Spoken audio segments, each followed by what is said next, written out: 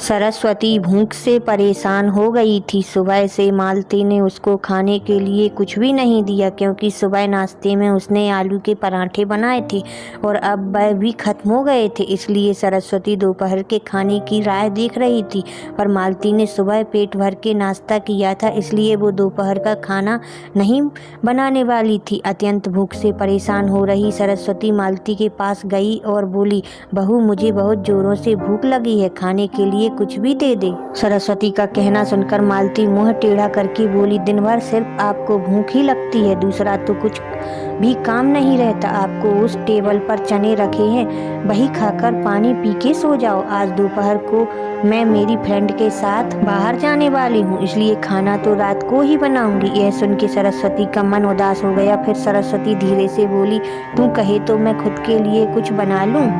मालती गुस्से से बोली, एक व्यक्ति के लिए खाना बनाओगी क्या आप? सोचकर मालती किचन में गई और उसने फ्रिज में रखे हुए बासी चावल निकाले। अचार के साथ वह चावल एक थाली में परोसकर सरस्वती के आगे रखकर बोली कि खा लो। ऐसा कहकर पर्स लेकर मालती घर के बाहर चली गई। चावल फ्रिज में रखे थे तभी भी वह खराब हो गए थे, उनसे गंदी बदबू आ रही थी। सरस्वती ने गुस्से से वह चावल डस्टबिन में डाल दिए। इसके बाद उसने दाल चावल निकालकर अपने लिए गरम गरम खिचड़ी पकाई और पुदीने की चटनी के साथ खाई और सब बर्तन घिसकर किचन साफ किया और चुपके से अपने रूम में जाकर सो गई। मालती ने भले ही खाना पकाने से मना किया था, पर यह घर उसका भी था और वह खुद का खाना खुद बना सकती है। दूसरे दिन सुबह सरस्वती अपने रूम में बैठी थी, उतने में उसका बेटा रमेश उधर आया और बोला, माँ आजकल महंगाई बहुत बढ़ गई है, मुझे घर खर्च चलाना भी बहुत कठिन हो रहा है, ऊपर से पापा की 13वीं पर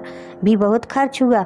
माँ मैं सोच रहा था कि एक रूम किराए पर दिया जाए, घर का किराया आने पर घर खर्च में थोड़ी मदद होगी। सरस्वती बोली, बेटा तुझे जो ठीक लगेगा तू वही कर। उसके बाद रमेश गला साफ करते हुए बोला, माँ तेरा रूम खाली कर दे और नीचे के छोटे रूम में शिफ्ट हो जा। उस छोटे रूम में टॉयलेट और बाथरूम नहीं है तो उसे कोई किराए पर नहीं लेगा। सरस्वती चौंक गई और बोली, वह रूम छोटा है और वो तो स्टोर रूम है, मैं उधर रहूंगी तो टॉयलेट बाथरूम कैसे जाऊंगी? रमेश बोला, माँ तू आंगन के टॉयलेट में जाया कर, तू तो घर ही रहती है ना, जिसको हम रूम किराए पर देने वाले हैं उसको तो सारी सुख सुविधा तो चाहिए ना। वैसे भी यह रूम भी बहुत बड़ा है, पापा के जाने के बाद तुझे इतने बड़े रूम की क्या ज़रूरत है? सरस्वती कुछ क्षण शांत रही और सोचने के बाद बोली, टेरेस पर जो रूम है वह भी हम किराए पर दे सकते हैं, उस रूम में सब सुख सुविधा हैं। उस पर रमेश बोला, नहीं माँ, वह रूम हम किराए पर नहीं दे सकते, वह अपने मेहमानों के लिए रखा है। तुझे तो अच्छे से पता है कि मालती के मायके वालों का आना जाना चालू रहता है, इसलिए एक्स्ट्रा रूम मेहमानों के लिए रखना पड़ेगा। सरस्वती सब समझ गई थी कि बेटे ने तो उसका ही रूम किराए पर देने का निर्णय लिया है, क्योंकि वह बुढ़ापे में बेटे और बहू पर आश्रित थी। इसलिए रमेश ने जो कहा उस पर सरस्वती ने ज़्यादा विरोध नहीं किया। उसने अपना थोड़ा सामान लिया और छोटे रूम में शिफ्ट हो गई। उधर पुराने रूम में उसका जी घुट रहा था, तब भी वहाँ उस रूम में दिन काट रही थी। नया किराएदार आया था, सब पहले जैसा चल रहा था। घर में आए हुए किराएदार का नाम अशोक था, एक एनजीओ में काम करता था। वह हर रोज़ मालती और रमेश सरस्वती के साथ कैसा सलूक करते थे वह देखता था। वह देखकर उसको बहुत बुरा लगता था। धीरे धीरे सरस्वती अशोक को अपने बेटे जैसा मानने लगी। अशोक भी आते जाते सरस्वती का हालचाल पूछा करता था और उसका ख्याल रखता था। रमेश और मालती को सरस्वती से कुछ लेना देना नहीं था। मालती बचा हुआ खाना उसके थाली में रखकर जाती है और बेटा तो उसके तरफ देखता भी नहीं था। सरस्वती तो पहले ही समझ चुकी थी कि उसका बेटा अब पहले जैसा नहीं रहा, वह बदल गया है। फिर भी वो आंखें बंद करके किसी पालतू पशु जैसी उस घर में रहती थी, क्योंकि बुढ़ापे में उसको दूसरा किसी का सहारा नहीं था। रोटी के 2 टुकड़ों के लिए उसको उनके सहारे रहना पड़ रहा था। कभी कभी सरस्वती को बहुत रोना आता था। सरस्वती अशोक को अपने मन की बातें बताने लगी। उनके पति की मौत बेटे की लापरवाही से हुई थी, पर वो ज़्यादा नहीं बोल पा रही थी। जब वह काम करने में असमर्थ हो गए तब रमेश को उन्होंने घर खर्च में मदद किया कर ऐसा कहा। यह बातें रमेश के मन को बहुत लगी। जब तक पति घर चला रहे थे रमेश अपने सब पैसे बचा लेता था, पर अब शर्म से और मजबूरी में उसको घर खर्च चलाना पड़ रहा था। धीरे धीरे माँ बाप का खर्च उसको बोझ लग रहा था, लेकिन वह स्पष्ट रूप से कुछ भी नहीं कह सकता था। इस बीच पति का स्वास्थ्य बहुत बिगड़ गया और वह जैसे डॉक्टर थोड़ी महंगी दवाई लिखकर देते थे तो रमेश पैसे बचने चाहिए इसलिए रमेश आधी दवाई लेकर आता था। शुरू में पति का स्वास्थ्य सुधर गया था, तब रमेश ने उनकी गोलियां औषधि बंद कर दी थी। पति भी इन चीज़ों पर ज़्यादा ध्यान नहीं देते थे, लेकिन एक रात में उन्हें सांस लेने में बहुत परेशानी हुई। सरस्वती बहुत घबरा गई और वह भाग भाग के गई और रमेश के कमरे का दरवाज़ा ठोकने लगी और कहने लगी कि पापा का स्वास्थ्य बहुत बिगड़ गया है, चल हम उन्हें डॉक्टर के पास लेकर जाते हैं। उस पर रमेश बोला, माँ मुझे अब सोने दे, मुझे बहुत नींद आ रही है, अब सुबह पापा को डॉक्टर के पास लेकर जाएंगे। ऐसा कहकर उसने दरवाज़ा बंद कर लिया था। सरस्वती रात भर पति के तकिए के पास चिंतित बैठी रही। कभी छाती को तेल लगाकर मालिश कर रही थी तो कभी भाप स्टीम दे रही थी, पर भगवान को कुछ अलग ही स्वीकार था। सुबह तक उनकी मृत्यु हो गई थी। घर में कब्रिस्तान जैसी शांति थी। रमेश रोने का नाटक करने लगा। मालती तो ऐसे रो रही थी कि जैसे उसको वास्तव में ससुर चले गए। इस बात पर बहुत दुख हो रहा हो।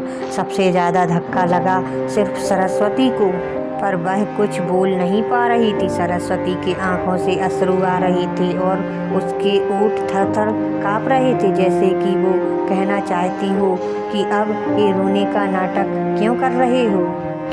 उनकी मौत के बाद मालती और रमेश का व्यवहार बहुत बदल गया था।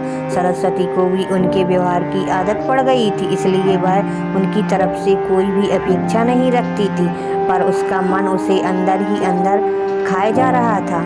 मेरे पति की मौत के आप दोनों जवाबदार हो, पर वह कुछ बोल नहीं पाई। क्रियाकर्म कर दिया गया। सरस्वती के दिमाग में हमेशा एक बात चलती थी, रमेश ने लापरवाही नहीं की होती तो आज मेरे पति जिंदा होते। एक दिन उनका किराएदार अशोक उसके पास आया और सरस्वती को कुछ बातें उसने समझाईं। वह बातें सुनकर सरस्वती की आंखों में एक नई उम्मीद जागी। दूसरे दिन सुबह सरस्वती मालती और रमेश के पास आई और बोली, मुझे तुम दोनों से बहुत ज़रूरी बात करनी है। मुझे ऐसा लग रहा है कि तुम दोनों को मेरे साथ रहने में प्रॉब्लम है, इसलिए मैंने सोचा है कि मैं वृद्धाश्रम में रहूँगी। सरस्वती का कहना सुनकर मालती बहुत खुश हो गई। रमेश ने थोड़ा दुखी होने का नाटक किया। फिर थोड़ी देर में सरस्वती ने उन दोनों के चेहरे के हाव भाव देखे और बोली, रमेश तुझे दुखी होने की ज़रूरत नहीं है और मालती तुझे इतना खुश होने की ज़रूरत नहीं है। पहले मेरी सब बातें सुन लो। और सरस्वती हंसकर बोली, यह बातें सच्ची हैं कि वृद्धाश्रम में मैं रहूँगी, पर मैं इस घर से कहीं नहीं जाऊंगी। मैं इस घर को ही वृद्धाश्रम बनाऊंगी। अब यहाँ तुम्हारे जैसे स्वार्थी बेटे और बहू यहाँ नहीं रहेंगे, मेरे जैसे बूढ़े लोग यहाँ रहेंगे। ये मेरा आखिरी निर्णय है।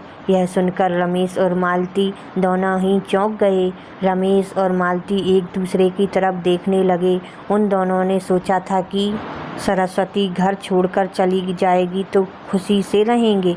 उनको लगा था कि अब उनको सरस्वती की जवाबदारी लेनी नहीं पड़ेगी, उसका ख्याल नहीं रखना पड़ेगा, पर इधर तो सब उल्टा हो गया था। सरस्वती का कहना सुनकर रमेश गुस्से से बोला, माँ तेरा दिमाग तो ठीक है ना, इस घर पर मेरा अधिकार है, फिर तू इस घर को कैसे वृद्धाश्रम बना सकती है।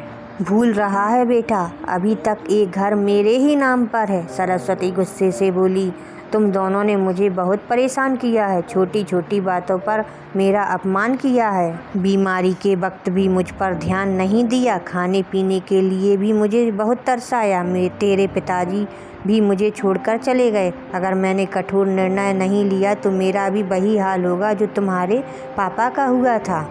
इसलिए मैंने सोचा कि बेटे के झूठे प्यार के जाल में फंसने से अच्छा मैं अपने बारे में सोचूं। रमेश घुटनों पर आकर बोलने लगा, माँ मुझे माफ़ कर दे, हम दोनों तेरा अच्छे से ख्याल रखेंगे, तेरा कभी भी अपमान नहीं करेंगे। पर तू इस घर को वृद्धाश्रम मत बना। माँ, थोड़ा सोच कर तो देख हमारा क्या होगा।